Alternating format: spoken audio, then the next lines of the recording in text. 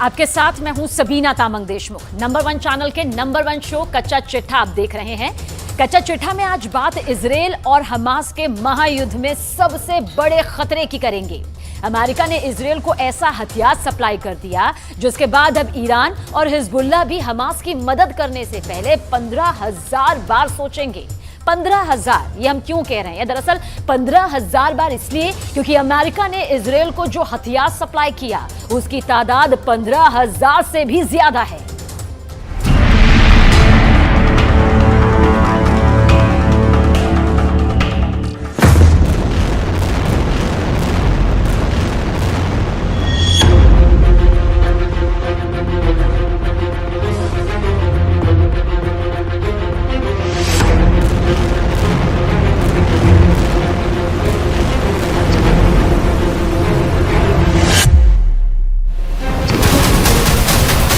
उत्तर Gaza फट रहा,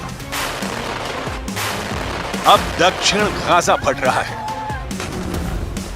Israel पूरे गाजा को मिट्टी में मिला रहा है। सीज फायर खत्म होने के बाद गाजा को खत्म करने की तस्वीरें फिर से आनी शुरू हो चुकी हैं। लेकिन गाजा पर मौत बरसाने वाली तबाही के पीछे इजरायल ही नहीं बल्कि अमेरिका का असलहा है। हमास को खत्म करने के लिए अमेरिका ने इजरायल को 15,000 बंकर बस्टर बम भेजे हैं। गाजा पर बमबारी के लिए अमेरिका ने इजरायल को 57,000 तोप के गोले सप्लाई किए हैं। एक तरह से बाइडन मौत बांट रहे हैं। ये इल्जाम अमेरिका पर बार बार लग रहा है। अब 15,000 बंकर बस्टर बम बांटकर बाइडन ने इजरायल को बता दिया है कि हमास के खत्म होने तक, गाजा की एक एक इमारत के तबाह होने तक अमेरिका नेतन्याहू के साथ है। हमास की सुरंग ही हमास का सबसे बड़ा हथियार है। इन्हीं सुरंगों में से ही हमास के हमलावर ताक लगाए बैठे हैं। इस सुरंग नेटवर्क का इस्तेमाल करते हुए ही हमास इजरायल की सेना को घेर कर मारना चाहता है। सवाल है कि ऐसे में इजरायल कैसे सुरंगों के नेटवर्क को तबाह कर सकता है? तो जवाब है ट्रिपल बी, यानी बंकर बस्टर बम।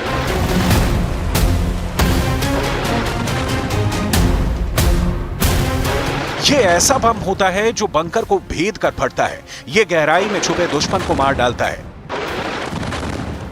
ये पाताल तक पहुंचकर ऐसा ब्लास्ट करता है कि टारगेट से बचने की उम्मीद पूरी तरह खत्म हो जाती है। इसीलिए इसे कहा जाता है बंकर बस्टर बम। इजरायल को अमेरिका से कई तरह के बहुत ही खतरनाक बंकर बस्टर बम मिल चुके हैं जो हमास की सुरंग को तबाह कर सकते हैं। पहला है GBU-28, दूसरा है GBU-72, तीसरा है GBU-57। נמשיך במלחמה עד שנשיג את כל מטרותיה. ואי אפשר להשיג מטרות אלה ללא המשך התמרון הקרקעי. התמרון הקרקעי היה הכרחי כדי להביא את התוצאות עד עכשיו, והוא הכרחי כדי להביא את התוצאות בהמשך.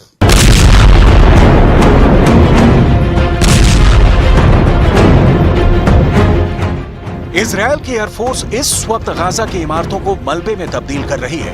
इसमें ज्यादातर धमाके ऐसे हैं जो हमास की बजाय आम लोगों को निशाना बना रहे हैं। 15,000 से ज्यादा मौत हो चुकी है और इनमें हमास के गिने चुने कमांडर मारे गए हैं, जबकि इजरायल की बमबारी में 6,500 से ज्यादा बच्चों की जान जा चुकी है। हमास को मारने के लिए इजरायल बेतरतीब बमबारी कर रहा है क्योंकि इजरायल का कहना है कि वो हमास को खत्म करने के लिए गाजा का कोई कोना नहीं छोड़ेगा और जाहिर है कि इजरायल को अमेरिका की मदद जारी रहेगी। Dynamic will continue to do everything we can to emphasize to the Israelis the necessity to operate within a law of war, but also protect civilians in the battle space.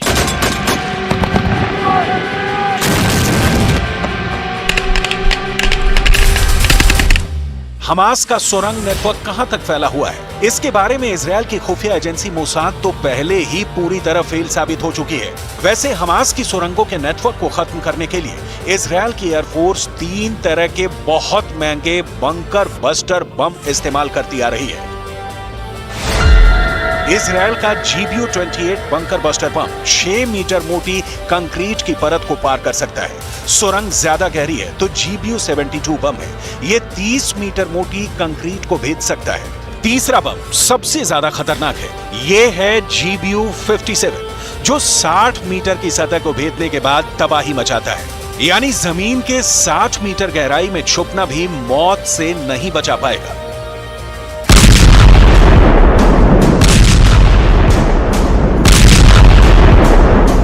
ये बम जिस गहराई में जाकर फटते हैं वहां कुछ भी नहीं बचता।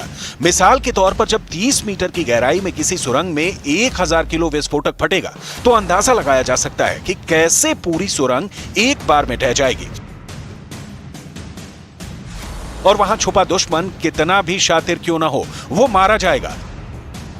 लेकिन इजरायल के लिए सब कुछ इतना आसान नहीं रहने वाला।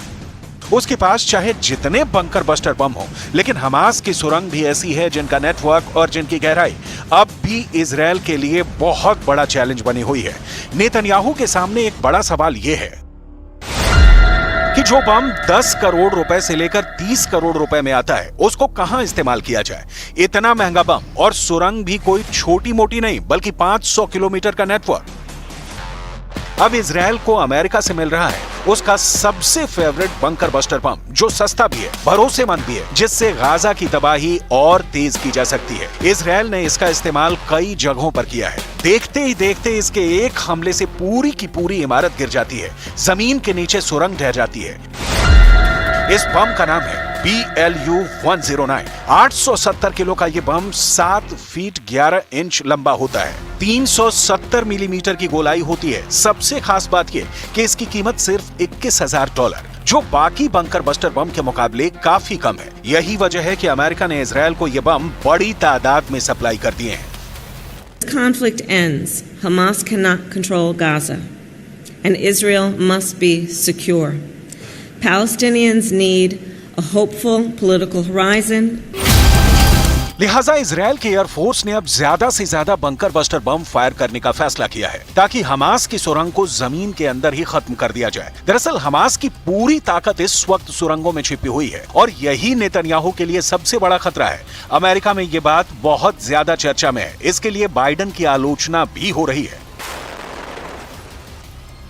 कि गाजा पर बमबारी के लिए अमेरिका ने इजरायल को 5000 से ज्यादा MK-82 मार्क 82 बम दिए हैं। ये अनगाइडेड बम होते हैं। इसके अलावा अमेरिका ने करीब 5500 MK-84 बम दिए हैं। इसके अलावा 1000 GBU-39 स्मॉल डायमीटर बम सप्लाई किए हैं। साथ ही 3000 से ज्यादा JATAM यानी ज्वाइंट डायरेक्ट अटैक म्यूनिशन बम भी भेजे हैं।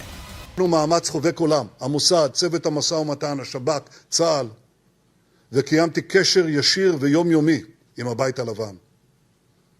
כל המאמץ הזה נשא פרי.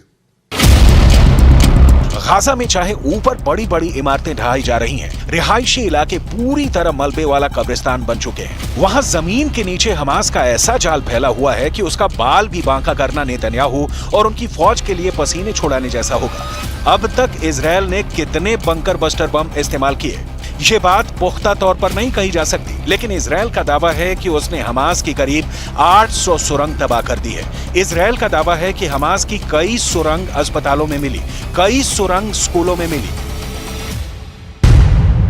गाजा के इस मैप पर आप हमास का टनल नेटवर्क देख सकते हैं। गाजा के अंदर ये नेटवर्क 500 किलोमीटर का बताया जाता है और कई जगह ये सुरंग 500 फीट की गहराई में है, यानी सतह से करीब 150 मीटर नीचे है। ये इतनी गहराई है जहां पर कोई बंकर बस्टर बम नहीं पहुंच सकता।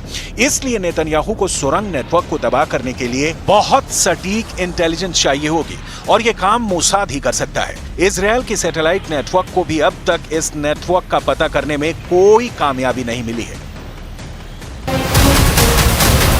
लेकिन गाजा युद्ध का दूसरा सच ये भी है कि हमास के चुनिंदा कमांडरों को मारने के लिए इजरायल हद से ज्यादा बमबारी कर रहा है और इसका टारगेट आम लोग बन रहे हैं। सीज फायर तक उम्मीद थी कि ये युद्ध नए समझौते के साथ रुक जाएगा या फिर इजरायल की रणनीति बदलेगी, लेकिन अब उसने जो हाल उत्तरी गाजा का किया वही हाल वो दक्षिणी गाजा का कर रहा है। जबकि इजरायल ने ही उत्तरी गाजा से लाखों लोगों को दक्षिण की तरफ जाने की वार्निंग दी थी। गाजा में 15,000 मौतों के बाद पहले ही गुस्सा पूरे पश्चिम एशिया में भड़क चुका है। अगर दिसंबर में ये युद्ध नहीं रुका तो समझ लीजिए कि 2024 का साल 2023 से भी ज्यादा खून खराबे वाला होगा और इसकी वजह से दुनिया में कई बड़े युद्ध शुरू होने का खतरा बढ़ जाएगा।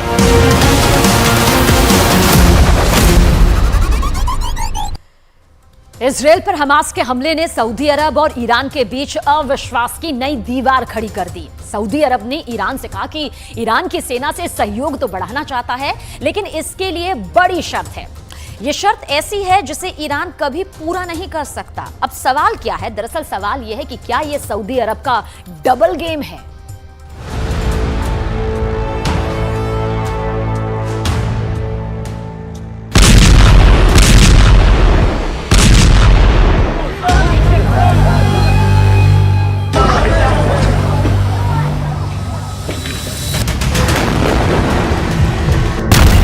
गाजा में गिरते गोलों के बीच सऊदी अरब ईरान के बीच डील की पेशकश हो रही है, लेकिन सऊदी अरब ने इस डील के होने से पहले ईरान के सामने रख दी है बड़ी शर्त जो ईरान के हथियार जमा करने के इरादे का पर्दाफाश है। शर्त अपने इरादे को अपने वर्चस्व में कमी करने को लेकर है।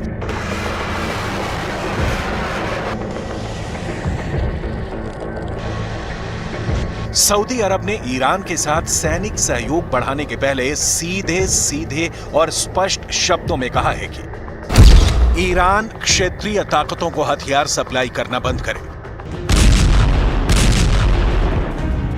सऊदी अरब ने अपनी 7 साल पुरानी दुश्मनी को पीछे रखकर इसी साल मार्च में ईरान से दोबारा दोस्ती का नया चैप्टर खोला है, लेकिन उसके पहले ही पेज पर अब सैनिक सहयोग बढ़ाने के लिए शर्त की दीवार खड़ी हो गई है।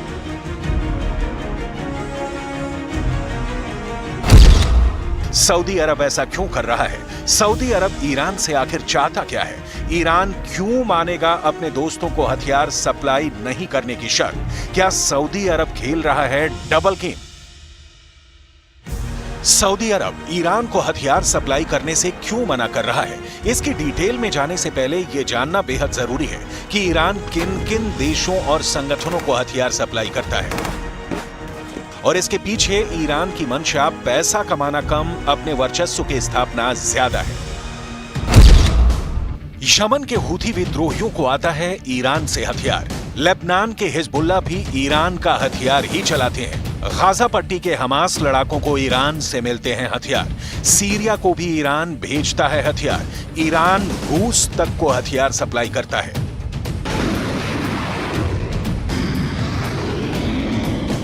रूस इस वक्त जिन कामिकाजे ड्रोनों का धुआंधार इस्तेमाल यूक्रेन युद्ध में कर रहा है, वो ईरान से ही सप्लाई होते हैं।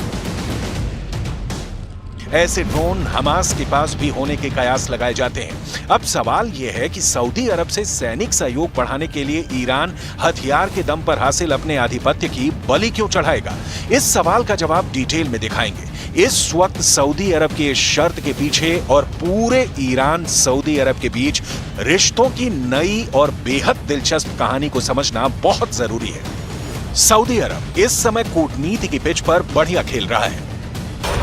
हमास के इजरायल पर हमले ने सऊदी अरब को ईरान पर नैतिक नकेल लगाने का मौका दे दिया है। कैसे? इसे विस्तार में समझिए।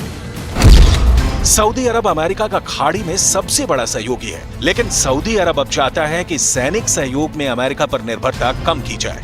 तो इसके लिए सऊदी अब ईरान से हाथ मिला रहा है। अब देखिए, ईरान अमेरिका का दुश्मन नंबर 1 है।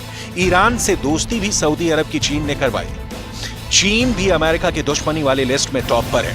अभी और देखिए, ईरान नाटो देशों की चेतावनी के बावजूद रूस को हथियार सप्लाई करता है।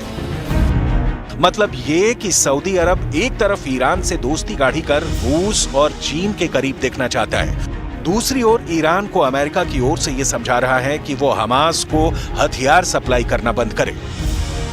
मतलब ये दिखाने की कोशिश हो रही है कि सऊदी अरब ने अमेरिका के साथ वही पुराना रिश्ता अब भी कायम रखा है। सऊदी अरब और ईरान के बीच दोस्ती और दुश्मनी एक ही सिक्के के दो पहलू हैं। ये दोनों खाड़ी देश अपना वर्चस्व स्थापित करने के लिए लड़ते रहे हैं। यहां तक कि मार्च 2023 में दोनों देशों के बीच जो दोस्ती स्थापित हुई है, वो भी सुविधाओं वाली शादी की तरह है। आपको आगे दिखाएंगे कि ईरान हथियारों की दौड़ में इस वक्त कहां से कहां पहुंच गया है और ईरान क्यों नहीं छोड़ेगा हथियार सप्लाई करना। लेकिन अभी सऊदी अरब की ईरान से दोस्ती की असली मंशा। अल अक्सा मस्जिद में जब इजरायल की सेना घुसी तो इसका विरोध करने में सऊदी अरब आगे रहा। लेकिन इस बीच सऊदी अरब इजरायल की दोस्ती का नया मंच सजाने की तैयारी करता रहा। ये डील अमेरिका की मध्यस्थता में होनी थी। ईरान से दोस्ती के बावजूद सऊदी अरब इजरायल से दोस्ती करने जा रहा था।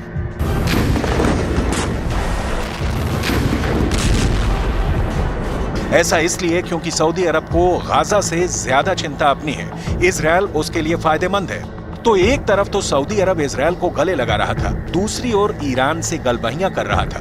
हमास के हमले ने सऊदी अरब के इस दो तरफा चरित्र को बेनकाब कर दिया।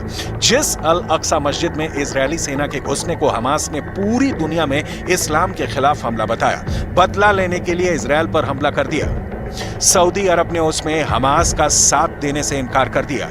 यहां तक कि ईरान पर भी हमास को कंट्रोल करने का दबाव डाल रहा है। सऊदी अरब अपनी सेटिंग में बिजी है और ईरान अपनी। कई पश्चिमी मीडिया में रिपोर्ट आई कि हमास का हमला ईरान के ऑर्डर पर हुआ, क्योंकि ऐसा नहीं होने पर सऊदी अरब इजरायल के बीच डील हो जाती और ऐसा होता तो ईरान की सारी कूटनीति और क्षेत्रीय शहंशाही स्थापित करने की ख्वाहिश मिट्टी में मिल जाती।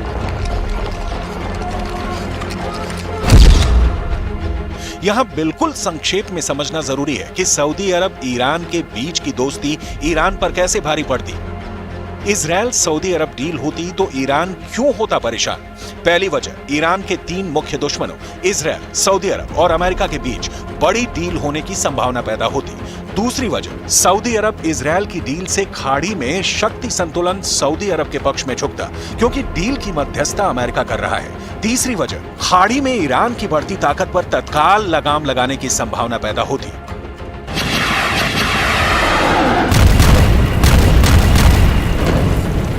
तो ईरान ने सऊदी अरब और इजरायल में डील होने से पहले हमास के हमले वाली चाल चल दी।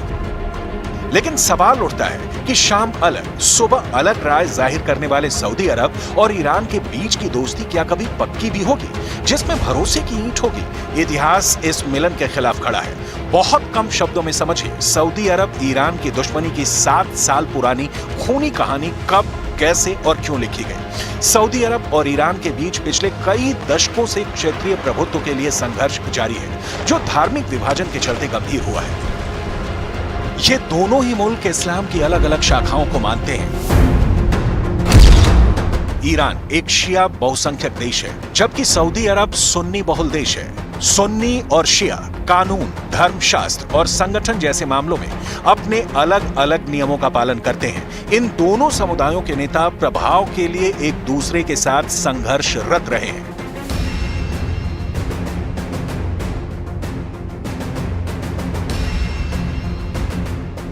सीरिया से लेकर लेबनान और इराक से लेकर पाकिस्तान तक कई क्षेत्रीय संघर्षों ने इस विभाजन को बढ़ाने में अपनी भूमिका निभाई है। कहीं कहीं इन संघर्षों ने पूरे समुदाय को ही तोड़ दिया। ईरान यमन के हूथी को इसलिए सपोर्ट करता है क्योंकि वो शिया है। लेबनान के हिजबुल्लाह को भी इसलिए सपोर्ट करता है क्योंकि वो शिया है। इराक में भी सपोर्ट पहुंचाता है क्योंकि वहां भी शिया मुसलमानों की अच्छी तादाद है। लेकिन ये ध्यान रखने वाली बात है कि ईरान हमास को भी सपोर्ट करता है, जो सुन्नी है। लेकिन यहां मामला इजरायल के खिलाफ है, तो ईरान तो हर उसके साथ है जो इजरायल को अपना दुश्मन बनाते हैं। लेकिन दिक्कत तब हो जाती है जब ईरान के हथियार संपन्न देश या संगठन सुन्नी बहुल सऊदी अरब के दुश्मन हो जाते हैं। इसीलिए तो सऊदी अरब नया समीकरण बनाने की कोशिश में है। लेकिन यहां दिक्कत यह है कि यहां भी ईरान सबसे बड़ा रोड़ा है। चीन और रूस से सऊदी अरब का डायरेक्ट मिलन हो ही नहीं सकता, बीच में ईरान आएगा ही।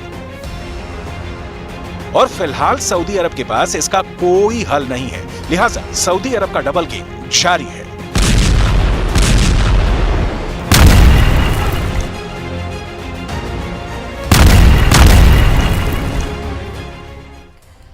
ईरान ने फैसला कर लिया कि अगर हमास फेल भी हो गया, नाकाम हुआ, तो वो इजरायल को किसी भी कीमत पर छोड़ेगा नहीं। ईरान ने रूस से ऐसे हथियार मिलने वाले हैं जिनसे पहला हमला इजरायल और अमेरिका के अड्डों पर किया जाना अब फाइनल भी हो चुका है।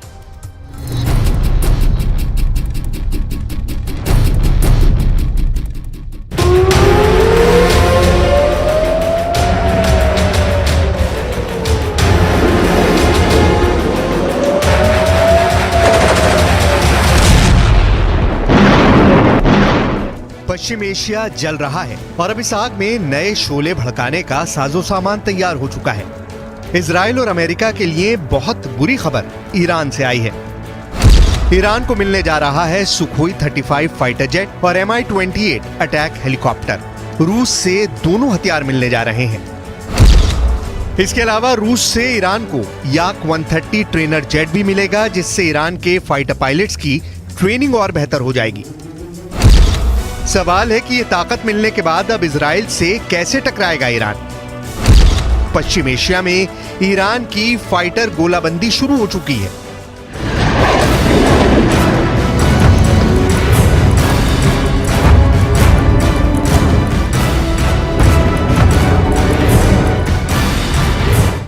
जब इजराइल और हमास के बीच युद्ध खत्म नहीं हुआ है और नेतन्याहू कह चुके हैं कि हमास के एक एक कमांडर को चुनकर मारेंगे, तब इस युद्ध का लंबा खिंचने की पूरी गारंटी है। गाजा की आग कैसे पूरे पश्चिम एशिया को जला सकती है, इसका 1 महीने का ट्रेलर पूरी दुनिया ने देखा है। 15,000 लोगों की मौत तो सिर्फ शुरुआती कही जा सकती है, क्योंकि इजराइल का बॉम्बिंग मिशन अब गाजा से निकलकर बाहर भी जा सकता है और इसका सबसे बड़ा टारगेट अगर कोई बन सकता है तो वो है ईरान और साथ में वो मिलिशिया जो ईरान के साथ है। इसीलिए सुखोई 35 और Mi-28 अटैक हेलीकॉप्टर को लेकर रूस और ईरान की डील पर पूरी दुनिया में चर्चा हो रही है। सवाल है कि सुखोई 35 जैसे लॉन्ग रेंज फाइटर के टारगेट पर कौन सा देश होगा? क्या इस फाइटर जेट के टारगेट पर खाड़ी में अमेरिका के अड्डे होंगे या फिर ईरान अब इजराइल पर हमले के लिए तैयार हो रहा है?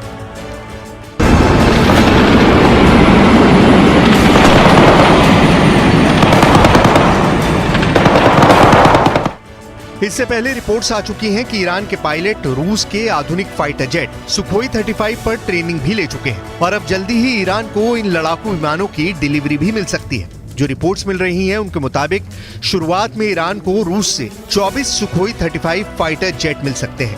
तादाद तो इनकी कम लगती है, लेकिन ऐसे फाइटर ईरान की एयरफोर्स को गजब की ताकत देंगे, इसमें कोई शक नहीं। इस वक्त ईरान की एयरफोर्स को वो रेंज चाहिए जो इजराइल तक उसकी पहुंच आसान कर दे।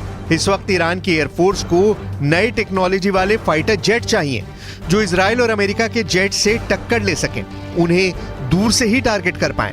इस वक्त ईरान को ऐसी फायर पावर चाहिए जो उसकी जमीन पर हमला करने वाली बड़ी फोर्स को मिटाकर रख दे। यानी ईरान के फ्रंट पर देखा जाए तो उसे इजराइल तक यानी करीब 1800 किलोमीटर की रेंज में ऑपरेट करने वाला एक फाइटर जेट चाहिए। सुखोई 35 के आने से ईरान की जरूरत काफी हद तक पूरी हो जाएगी। साथ में उसे अपने समुद्री मोर्चे पर घुसपैठ करने वाली फोर्स को रोकने के लिए अटैक हेलीकॉप्टर भी चाहिए और उसकी ये डिमांड चीन की उड़ानों पर पाबंदी लगाने की मांग अब उठने लगी है। दरअसल अमेरिका समेत बहुत से देश इस वक्त चीन से डर गए हैं, क्योंकि चीन के जिस मिस्ट्री वायरस ने वहां हाहाकार मचाया हुआ है, उसने अब यूरोप और अमेरिका में भी बच्चों को अस्पताल पहुंचाना शुरू कर दिया। हालात बेहद गंभीर बताए जा रहे हैं और सबको खौफ लग रहा है कि ये कोरोना वायरस पार्ट 2 तो नहीं।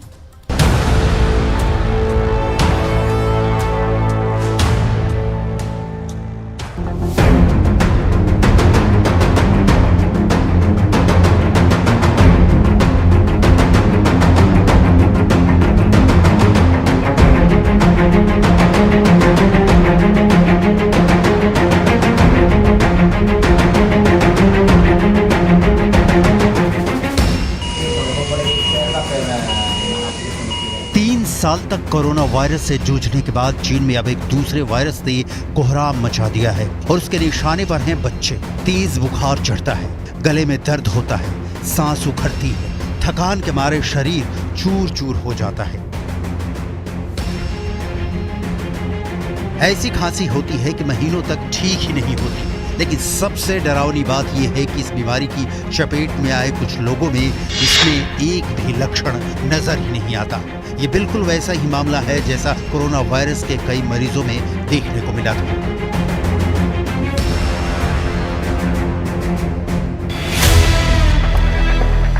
इंसान सामने बिल्कुल ठीक ठाक दिखता है, मगर अपने इर्द गिर्द वायरस बांटता फिरता है और जब तक बीमारी पकड़ में आती है तब तक बहुत देर हो चुकी होती है, क्योंकि मरीज ट्रैक ही नहीं हो पाती और एक बीमार आदमी एक मोहल्ले से दूसरे मोहल्ले, दूसरे शहर, दूसरे राज्य यहाँ तक कि दूसरे देश में लोगों को बीमार कर चुका होता है। चीन में फैले ऐसे खतरनाक निमोनिया ने बच्चों को बेहाल कर दिया है। अस्पतालों में मरीजों का मजमा लगा है। कैपिटल बीजिंग तक में हॉस्पिटल में एक बेड पाने के लिए मारामारी है, क्योंकि रोजाना 1200 से 1500 मरीज अस्पताल पहुंच रहे हैं।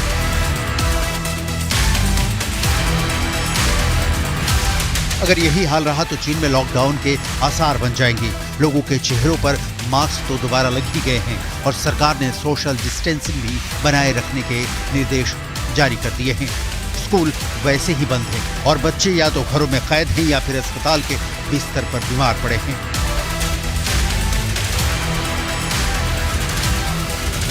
ये सब चीन के मिस्टी वायरस का कहर है।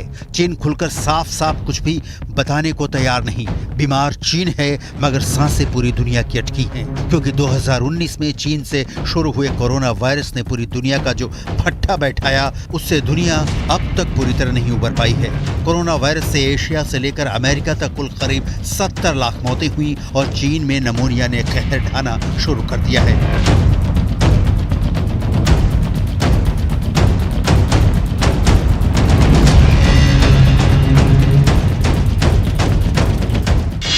इसलिए हर कोई खौफ में है कि कहीं चीन ने कोई नया वायरस तो पैदा नहीं किया, क्योंकि कोरोना वायरस को भी चीन का बनाया बायोलॉजिकल वेपन कहा जाता है। ऐसे आरोप अमेरिका में लगे और कई देशों ने चीन को कटघरे में खड़ा कर दिया। कोरोना वायरस को चीन का जैविक हथियार तक बताया गया। आरोप लगते हैं कि कोरोना कोई प्राकृतिक वायरस नहीं था जो अपने आप बना और फैला, बल्कि चीन ने अपने दुश्मनों को जान से मारने के लिए सोची समझी साजिश के तहत कोरोना वायरस को तैयार किया था। अपने वुहान शहर के लैब में अमेरिका से लेकर कई देश आरोप लगाते हैं कि चीन के वैज्ञानिकों ने लैब में कोरोना वायरस बनाया, मगर वहां से चीन और फिर चीन से पूरी दुनिया में फैल गया।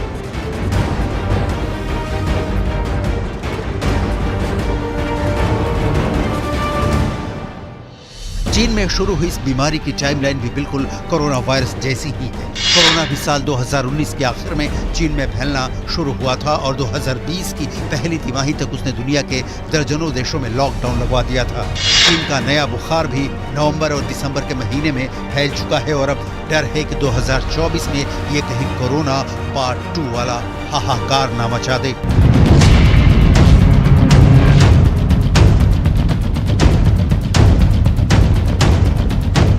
ये बहुत ध्यान देने वाली बात है कि कोरोना वायरस के फैलने के दौरान भी चीन अपना मुंह खोलने को तैयार नहीं था और अब भी वो कह रहा है कि घबराने वाली कोई बात नहीं, ये नया नहीं पुराना ही वायरस है। यही वजह है कि सभी देश आशंका जता रहे हैं कि चीन इस बार भी सच छिपा रहा है। उसके इरादे खूंखार हैं। वो एक नया वायरस फैलाकर बिना लड़े ही अपने दुश्मन देश की आबादी को बीमार करके मौत के घाट उतारना चाहता है। ऐसा डर कई देशों में जताया जा चुका है। बाकी देश जो चिंता जाहिर कर रहे हैं, जो डर जता रहे हैं, उसमें भी दम है, क्योंकि अब सिर्फ चीन में ही बच्चों को निमोनिया नहीं हो रहा, बल्कि बीमारी यूरोप से लेकर अमेरिका तक पहुंच गई है।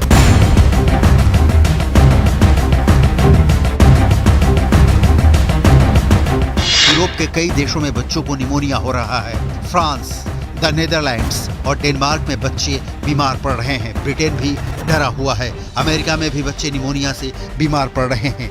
वहां के ओहायो और मैसाचुसेट्स राज्य में भी केस बढ़ रहे हैं।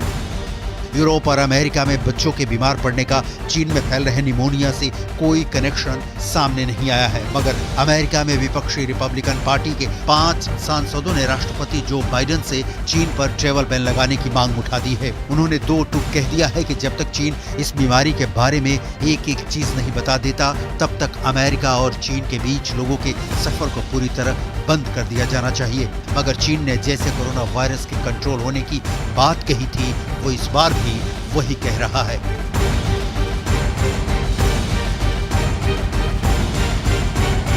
中国有非常健全的医疗体系，那么最近发生的一些个别地方发生一些儿童的感冒的事件，这其实在任何国家都会发生，而在中国处在有效的管控之下。